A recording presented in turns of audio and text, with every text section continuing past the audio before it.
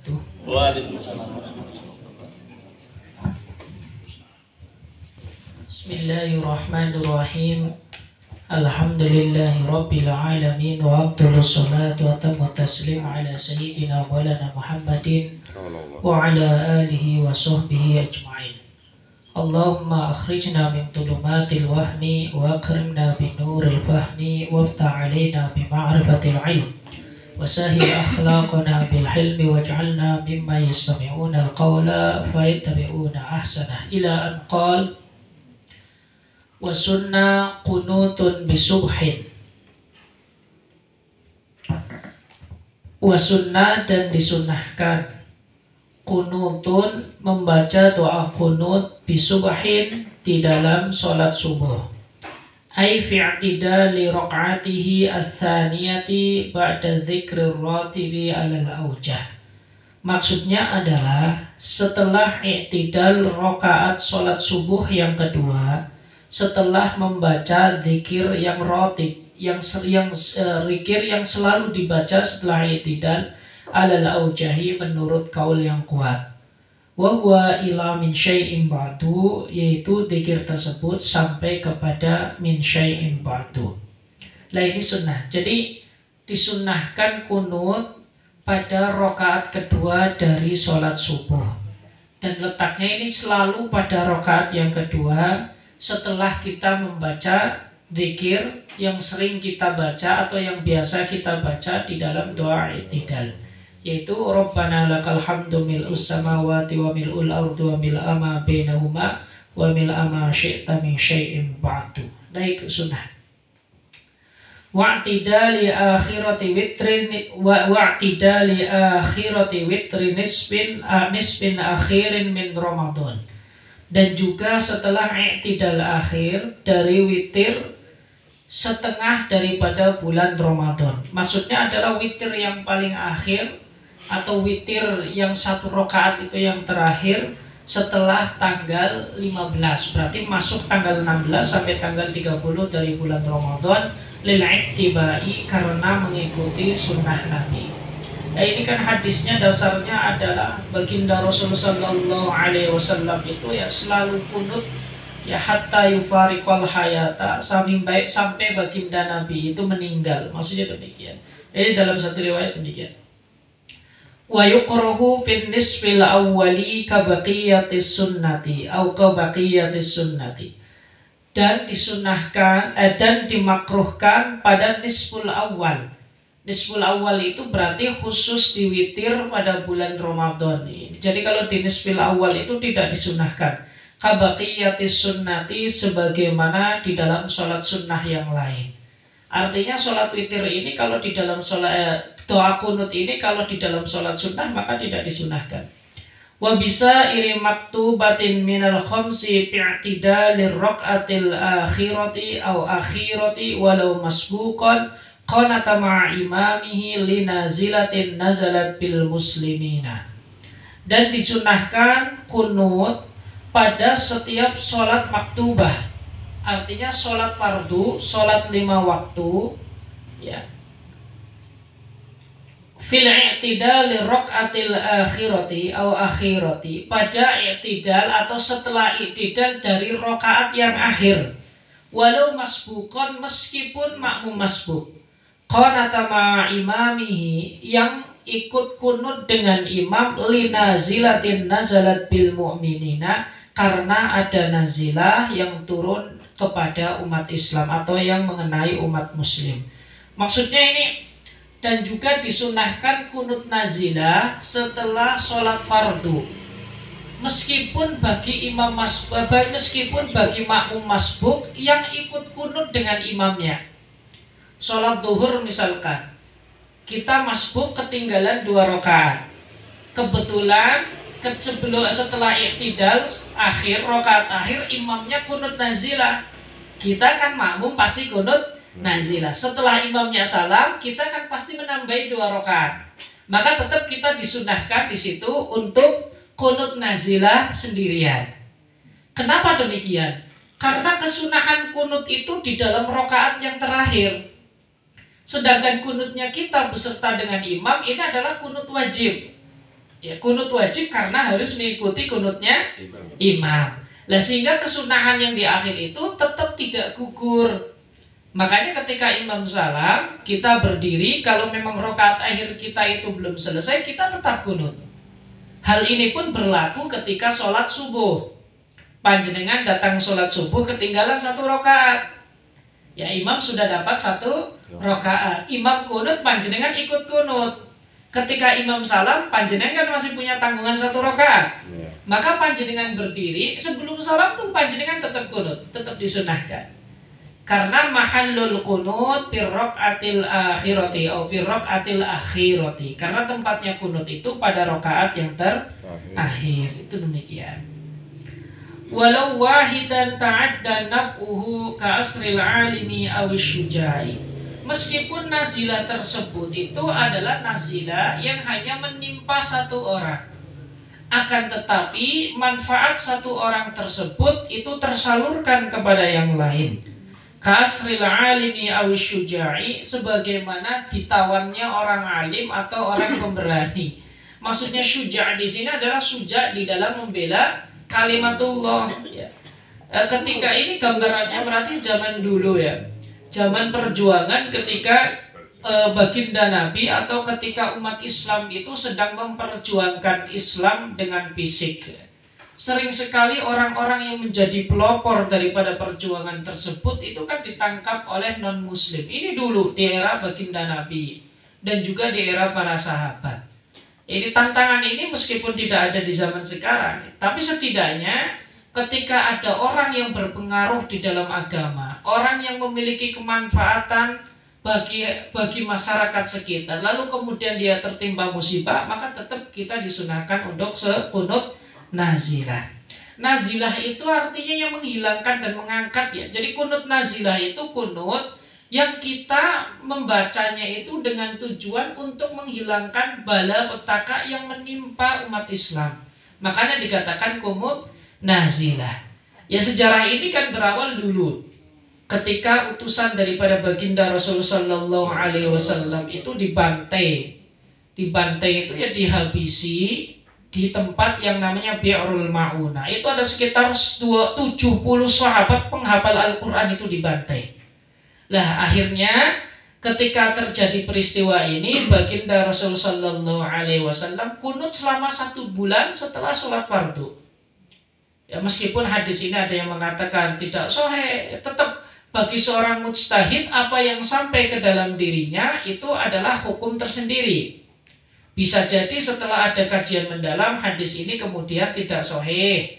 Tetapi kan yang sampai kepada seorang mujtahid tersebut sahih, maka kualitas dalil tersebut akan semakin kuat di hadapan mujtahid dan ijtihadnya tidak akan pernah terbantahkan. Meskipun ada ijtihad lain, itu tetap demikian. Wasawa'un fiha al-khawfu walau min aduwwin muslimin wal qahtu wal wabau. Dan juga meskipun nazilah tersebut berupa ketakutan dari musuh, meskipun musuhnya adalah orang Islam, ataupun karena memang kekeringan, ataupun karena wabah. Wabah itu kalau dulu itu yang dimaksud dengan wabah ini adalah penyakit pagebluk ya. Jadi jenis penyakit yang ketika menimpa orang itu ya dalam waktu yang tidak lama meninggal. Ini wabah. Ada yang mengatakan wabah ini kayak jenis penyakit taun. Entah itu wujudnya seperti apa. Yang jelas kalau digambarkan, taun itu adalah penyakit yang menimpa orang, kemudian nanti dalam waktu beberapa hari orang tersebut meninggal. Ya ini jenis penyakitnya semacam itu. Nggak tahu kalau sekarang itu seperti apa, wallahu alam. Tapi jenis penyakit yang digambarkan demikian. Nah ini makanya disunahkan itu kunut nazilah. Wa kharaja bi maktubatin an-naflu walau 'idan wal mamduratu. Dan dikecualikan dengan maktubah adalah sholat sunnah, meskipun itu adalah sholat Aid. Jadi kalau di dalam sholat Aid itu tidak disunahkan kunut nazilah. Wal mamduratu, dan juga dikecualikan dari maktubah itu adalah sholat mandurah, sholat yang dinadari.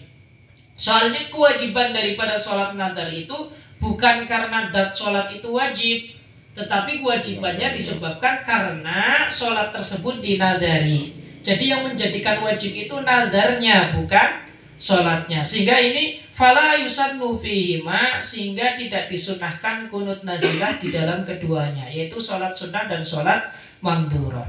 Jadi nadar itu kan kayak janji yang diucapkan oleh seseorang, ya, karena memang dia telah mendapatkan sesuatu yang menyenangkan, maka ini nadar. Ya, nadar ini khusus kepada sesuatu yang mubah. Jadi kalau nadar dengan sesuatu yang mubah, mubah itu yang diperbolehkan oleh agama, maka itu statusnya berubah menjadi wajib. Panjenengan misalkan, i'tikaf itu kan sunnah menurut madhab Syafi'i. Lalu panjenengan misalkan mendapatkan dari hasil usaha panjenengan keuntungan yang berlimpah ruah. Ya akhirnya panjenengan nadar, oh ini nanti saya kalau sudah mendapatkan keuntungan yang lebih banyak lagi, saya akan i'tikaf di masjid. Saya nadar i'tikaf di masjid. I'tikaf itu adalah amalan mubah atau sunnah, tidak dilarang oleh agama. Maka ketika dinadari oleh panjenengan, sifatnya jadi wajib. Ya, dan wajib itu tidak boleh dibantah. Nanti kalau dibantah berarti panjenengan melanggar nadar. Bukan hanya dosa, nanti ada kafaratnya. Termasuk adalah sodakoh misalkan. Nanti kalau saya dapat ini, nanti saya akan sodakoh. Saya akan mengeluarkan saya ini minimal per bulan ini. Nah ini kalau sudah dinadari, maka yang harusnya mubah, maka ini akan menjadi wajib. Ya, jadi nadar ini berlaku setiap kegiatan-kegiatan yang mubah diperbolehkan oleh agama. Sehingga tidak ada nadar yang diarahkan kepada sesuatu yang haram atau sesuatu yang wajib. Panjenengan nadar, kalau saya dapat rezeki, nanti saya sholat 5 waktunya akan saya tunaikan. Nah, ini nadarnya nggak berlaku. Karena dat daripada sholat itu sudah fardu. Nanti kalau saya dapat rezeki, saya akan puasa Ramadan. Saya nadar puasa Ramadan. Ya itu bukan nadar. Karena nadar tidak berlaku pada sesuatu yang wajib. Termasuk kepada sesuatu yang haram. Ya nanti kalau saya nggak dapat rezeki, saya akan nyuri, akan korupsi. Ini bukan saya nadar, ini nadar. Rendah, itu tidak berlaku. Nah, jadi nadar. Makanya ini wal mandhuratu, dan sholat yang dinadari. Nadar contohnya tadi, kalau saya ini nanti akan saya akan sholat sunnah duha selama 1 bulan, saya nadar. Nah, itu nanti jadi nadar. Rabi'an yadai hatwa mankibaihi walau halat sanai. Dan juga disunahkan kunut di dalam sholat subuh atau setelah sholat maktubah atau pada pertengahan akhir daripada witir bulan Ramadan, dalam keadaan atau dengan keadaan mengangkat kedua tangannya hadwa mankibaihi, lurus dengan kedua pundaknya. Walau halas sanai, meskipun dalam keadaan sana. Jadi kunut itu kan ada 2 itu. Jadi doa yang kita baca, Allahumma hdini fi man hadait wa afini fi man afait wa tawallani fi man tawallait wa barik li fi ma a'tait wa qini bi rahmatika syarra ma qadait. Ini namanya doa. Dari fa'innaka taqdi itu dikatakan zikir atau sana'un. Karena ini isinya kan pujian-pujian semuanya kepada Allah. Fa innaka taqdi wa la yuqda 'alaik fa innahu la yadhillu man walait wa la ya'izzu man 'adait tabarakta rabbana wa ta'ala falakal hamdu 'ala ma qadait nastaghfiruka wa natubu ilaik. Ini sana. Nanti sholawat maksudnya doa lagi. Makanya setelah wasallallahu itu imam keras lagi. Ya ketika membaca doanya, imam keras, makmum yang mendengarkan amin amin. Nanti ketika fa'innaka taqdi biasanya imam ya sir. Nanti makmum itu terusin fa'innaka taqdi wa la yubda. Karena sana ini berlaku itu bagi setiap imam dan makmum. Lah, ketika sampai wasallallahu imam keras lagi karena ini doa. Ya baru makmum itu amin. Itu demikian. Itu juga jadi Allahumma hdi. Memang di dalam kunut ini kan mengangkat kedua tangan ini kan sunnah. Meskipun hadisnya hadis mutawatir yang maknawi. Kalau mutawatir labdi itu, mutawatir maknawi itu yang penting Nabi itu mengangkat kedua tangan ketika berdoa. Caranya itu bervariasi. Ya. Ada yang sampai ke atas, ada yang hanya di depan dada. Secara umum kalau yang mengangkatnya nyampe hatta yura ininya min kamihi itu ketika setelah wudhu. Makanya para ulama memberikan penafsiran kepada hadis Raf'ul Yadain. Ini kan hadis yang mutawatir maknawi. Akhirnya di situ dibedakan. Kalau selain doa setelah wudhu, maka tangannya di atas dada lurus dengan mankibain. Allahumma dini, semacam ini. Kemudian saya pernah diajari sama Syekh Muhammad Ali bin Abdurrahman Al-Khatib, itu mufti. Kalau subuh, kalau doa depan itu bagusnya semacam ini. Meskipun caranya bervariasi, karena hadis itu menunjukkan yang penting tangan di atas. Tetapi kan keistimewaan daripada ilmu itu kan diambil dari guru-guru. Saya pernah bertanya, ini kan yang ingin ngangkat, jadi caranya macam apa? Akhirnya diajari, beliau menjelaskan, dulu guru saya ngajarin semacam ini. Ya, jadi ini Allahumma, termasuk berlaku di dalam setiap doa. Kalau kita lihat doanya Habib Umar itu kan tangan selalu semacam ini. Nih, kecuali kalau setelah wudhu. Kalau setelah wudhu itu memang ulama rata-rata doanya semacam ini. Allahumma asyhadu an la ilaha illallah wahdahu la syarikalah. Karena memang hadis yang Raf'ul Yadain indal wudhu itu memang yura. Akhirnya dibedakan ketika doa setelah doa-doa yang lain. Kalau doa yang lain itu di depan dada. Nih. Ya meskipun boleh semacam ini kan nggak sunnah tapi boleh dan tidak terlarang. Artinya panjenengan doa di atas ini juga amin amin nggak jadi masalah. Ini perkara sunnah.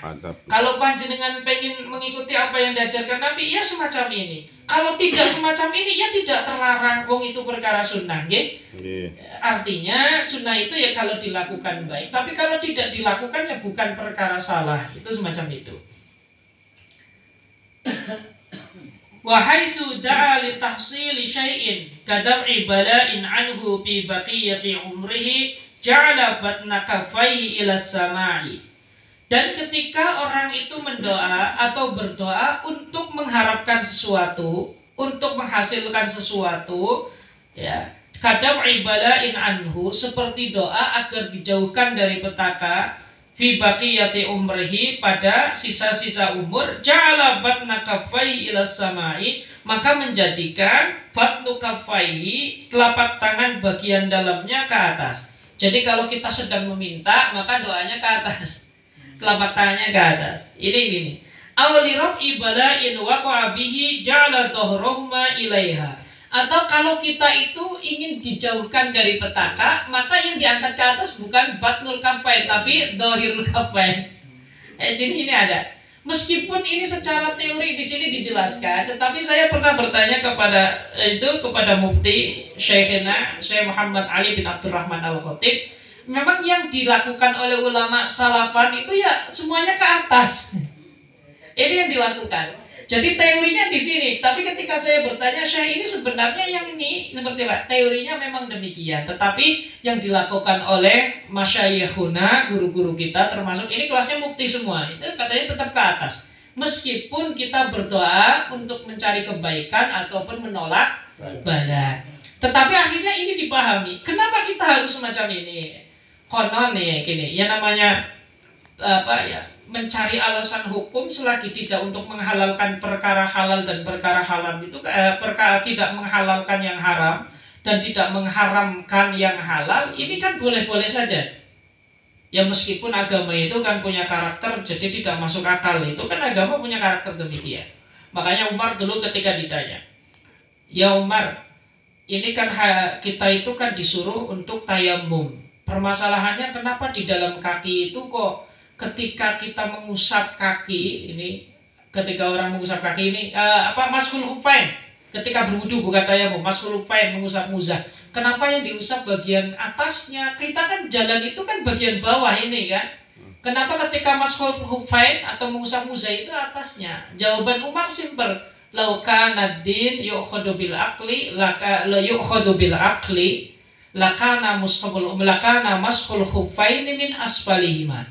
Kalau agama itu ya diambil dengan cara akal, ya jelas bawah. Tetapi katanya agama itu ya agama tatanan Tuhan. Sudah modelnya kayak gitu ya kayak gitu saja. Umar pernah ditanya demikian. Makanya ini termasuk juga demikian. Ja'ala wa yukrahu rab'u li khatibin halatad du'ai. Dan dimakruhkan mengangkat kedua tangan bagi khatib ketika berdoa. Makanya nih khatib sholat Jumat itu kan tetap ya. Jadi tangan kanan sunnah di mimbar pojok, Ya, tangan kiri di sini. Meskipun dalam keadaan doa, untuk khotib itu tidak perlu mengangkat kedua tangannya. Ini khotib. Jadi ketika misalkan setelah doa itu kan Allahumma ghfir, itu kita berdoa saja kalau khotib. Tangan kanan sunnah pinggiran mimbar sebelah kanan. Ya, ini diletakkan semacam ini karena sunnah Nabi demikian. Tangan kiri di sini. Jadi ini agak depan karena Nabi semacam ini posisinya kalau khotib. Maka ketika doa Allahumma ghfir lil muslimina lil mu'minina wal mu'minat wal muslimina wal muslimat al ahya'i minhum wal amwat innaka sami'un qaribun mujibud da'wa ya qadiyal hajati wa ya ghafirad dunubi was sayyi'at. Ini tidak perlu diangkat. Ini khotib. Bahkan ketika diangkat itu makruh. Ya, ini makruh. Karena orang ketika memberikan mau'idah itu ya bagusnya ketika berdoa ini khusus bagi khotib ya. Karena ini kan sedang memberikan nasihat atau mau'idah yang kaitannya dengan umur ukhrawi.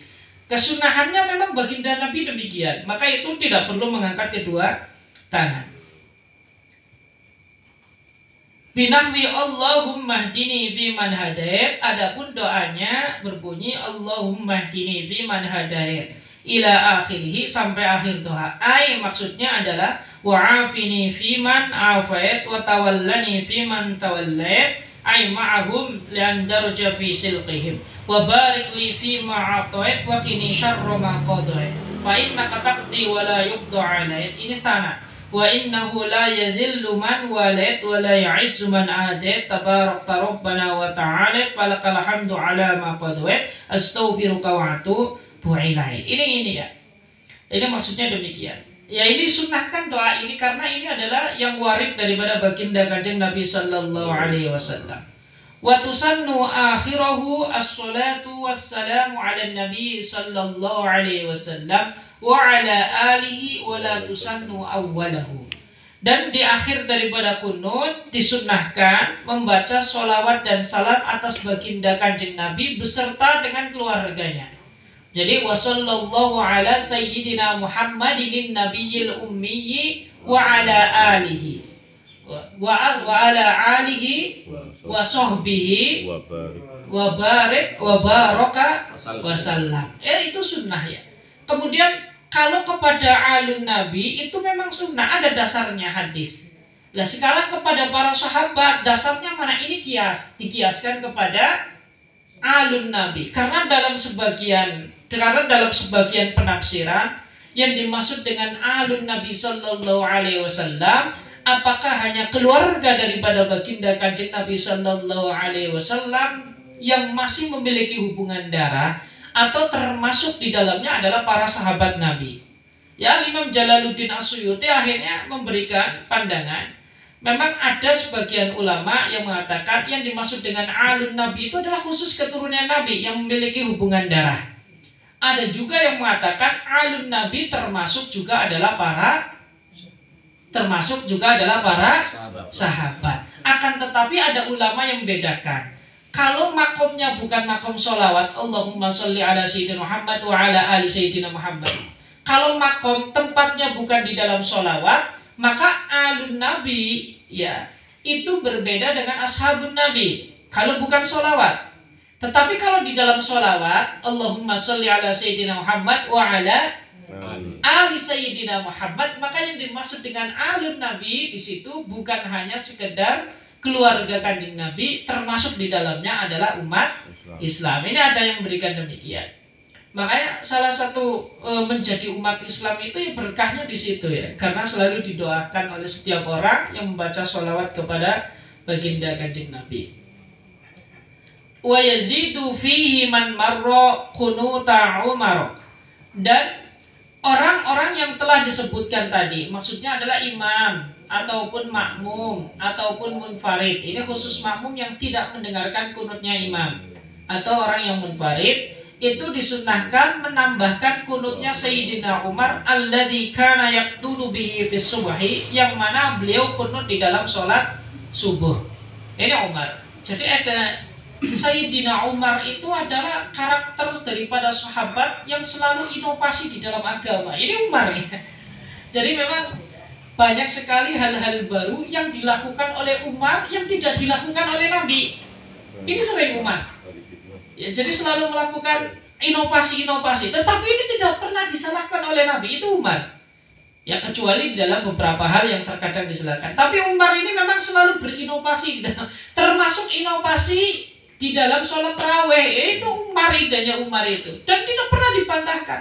Karena para sahabat juga tahu Umar ini kan punya karakter tegas, pemberani dan berinovasi. Ya tetapi kan dengan kemampuan ijtihad. Ya meskipun di hadapan Nabi, Umar terkadang sering berinovasi. Ini inovasi daripada Sayyidina Umar, di antaranya menambahkan Allahumma inna nasta'inuka wa nastaghfiruka wa nastaghdik wa nu'minu bika wa natawakkalu 'alaika wa nusni 'alaika al-khairu kullah nashkuruka wa la nakfuruka wa nakhla'u wa natruku man yabjuruk. Allahumma iyyaka na'bud wa laka nusalli wa nasjud wa ilaika nas'a wa nakhfid ay nasri'u narju rahmataka wa nakhsha 'adzabak inna 'adzabaka al-jidda bil kuffari mulhaq. Ini adalah kunut yang dibaca oleh Sayyidina Umar. Bahkan yang istimewa daripada Sayyidina Umar itu kan ketika membaca kunut yang semacam ini selalu menangis. Yang dibayangkan oleh Umar itu adalah perilaku yang dilakukan oleh Sayyidina Umar ketika di zaman jahiliyah.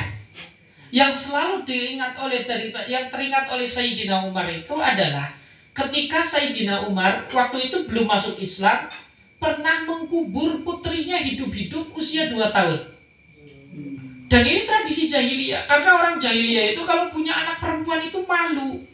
Ya apalagi levelnya Sayyidina Umar itu kan termasuk adalah jagoannya orang Quraisy. Umar, Hamzah, Abu Jahal, Abu Lahab. Ini kalau misalkan kita katakan, kalau adu gulat itu ya tidak ada lawannya. Karena tradisi gulat itu dulu selalu digelar yang di pasar ya. Ini menjadi tradisi tahunan bangsa Arab. Yang ini diadakan di sebuah pasar yang namanya Ukal. Jadi ada persaingan gulat, kemudian ada lomba gulat, lomba sastra Arab dan sebagainya. Ini agenda tahunan ini. Lah Umar itu yang termasuk adalah jago-jagonya. Umar, Hamzah bin Abdullah itu adalah jago-jago daripada gulat. Maka merasa malu punya anak perempuan. Karena anak perempuan itu dianggap tidak bisa memberikan kemanfaatan untuk bangsanya, tidak bisa perang. Ya maka ini dulu ada juga orang yang mengatakan, kenapa najis daripada bayi laki-laki itu masuknya muhaffafah, berbeda dengan najis daripada bayi perempuan masuknya mutawassithah. Ada yang memberikan alasan, salah satu alasannya ini, bayi laki-laki itu identik dengan kebanggaan. Ya, jadi membanggakan bayi laki-laki, oh ini besok jadi jagoan saya, ini jadi penerus saya. Ya, jadi itu sering digendong kemana-mana. Berbeda dengan bayi perempuan, agak pesimis, perempuan ini sudahlah, ya perempuan ya besok bisa bantu ibunya gitu. Itu hari ini dulu itu memang demikian. Ini kan karakter daripada bangsa Arab sebelum datangnya Islam. Jadi memang realitas sosialnya memang demikian.